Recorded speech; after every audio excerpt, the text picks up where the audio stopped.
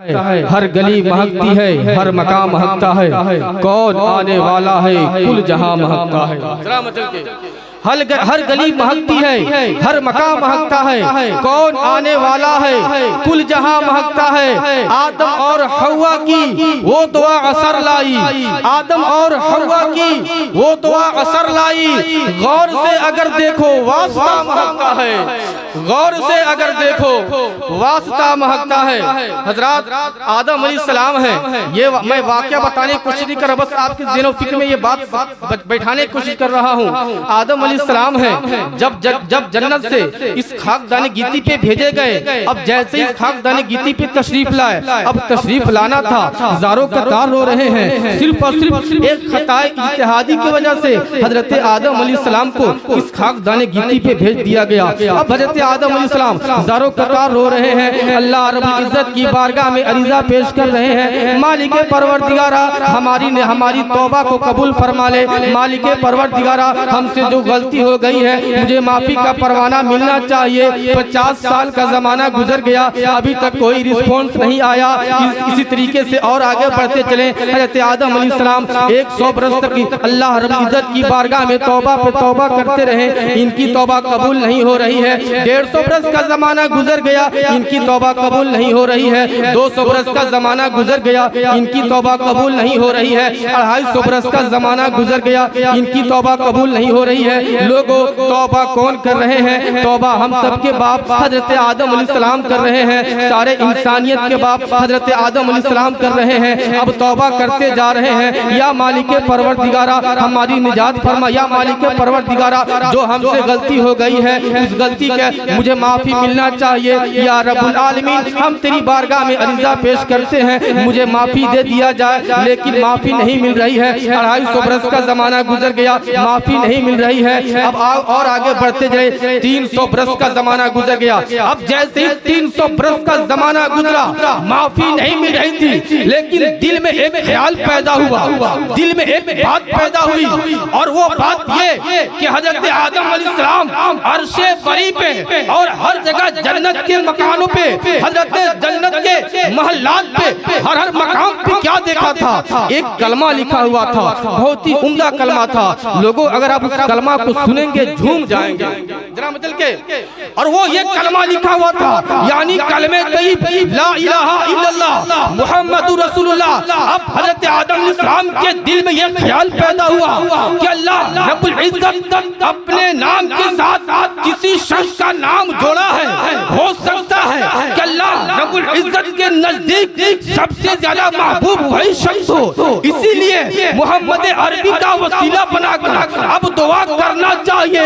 कसम खुदा की लोगों, आदम अलैहिस्सलाम पहले बगैर वसीला के दुआ कर रहे थे, अब जैसे ही आकाए कायनात का वसीला पेश करते हैं, पेश करना था, इनकी दुआ फौरन अल्लाह रब्बुल इज्जत की बारगाह में कबूल हो गई। अल्लाह रब्बुल इज्जत फरमाता है, ऐ मेरे आदम जरा बता तो सही, तूने ये बात तुम्हारे दिल में आई कहां से? आखिर तुझे पता कैसे चला, तुझे मालूम कैसे हुआ? इसलिए कि अभी मैं अपने महबूब का इजहार भी नहीं किया है, अभी मैं अपने महबूब का प्रचार भी नहीं किया है, तुझे मालूम कैसे चल गया? अभी तो उसको इस खाकदानी गिती पे भेजा भी नहीं है, तुझे बता मालूम कैसे चला? हजरत आदम अलैहिस्सलाम अल्लाह रब्बुल इज्जत की बारगाह में अरीज़ा पेश करते हैं, मालिके परवरदिगारा बात ऐसी है कि हमने जन्नत के दरवाजे पे अर्शे बरी पे तेरे नाम के साथ तेरे महबूब का नाम मैंने देखा था, मैं समझ गया कि जो रब अपने नाम के साथ उसको जुदा न करे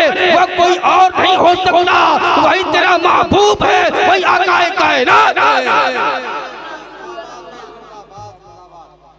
तो मालूम चला कि बगैर वसीला क्या दुआ हजरत आदम अलैहिस्सलाम की कबूल नहीं हो रही, तो हम सब कैसे कबूल हो जाएगी? आइए जल्दी से मैं एक बात और बता के मैं रुखसत हो जाऊंगा।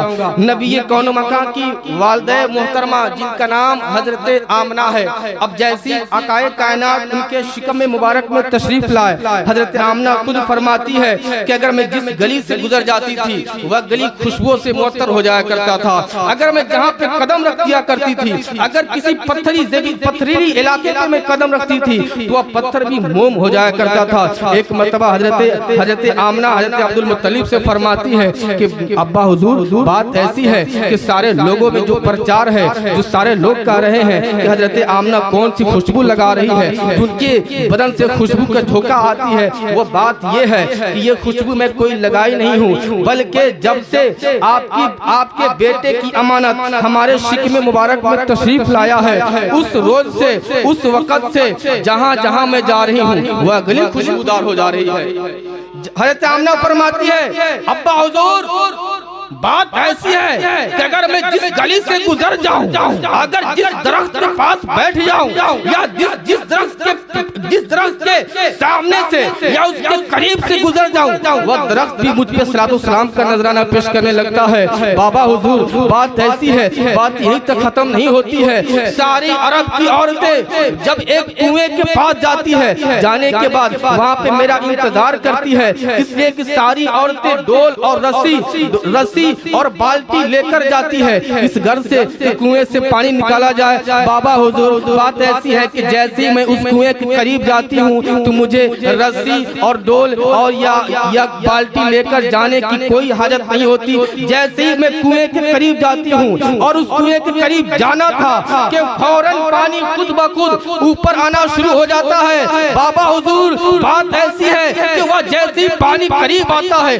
सारी औरतें अपनी मुश्किल को भर लेती है और सब औरतें ये कहती है ऐ आमना जरा और रुक जा, ऐ आमना कुछ देर और ठहर जा, इसलिए कि जब जब तुम यहाँ पे रुकी रहती हो ये कुएं का पानी ऊपर आता है, जब तुम यहाँ से चली जाती हो ये कुएं का पानी नीचे चला जाता है। लोगों बात कहने का मतलब ये हुआ, खुलासा ये हुआ, आमना फरमाती है बाबा हुजूर ये सब बरकतें, ये सब कमालात इस बिना पर इस वजह से हो रही है कि इसलिए कि आपका बेटा हजरत अब्दुल्ला की अमानत जब से मेरे शिकमे मुबारक में आई है, उस वक्त से बेशुमार कमालात हो रहे हैं, बेशुमार मुजदात पे होते जा रहे हैं।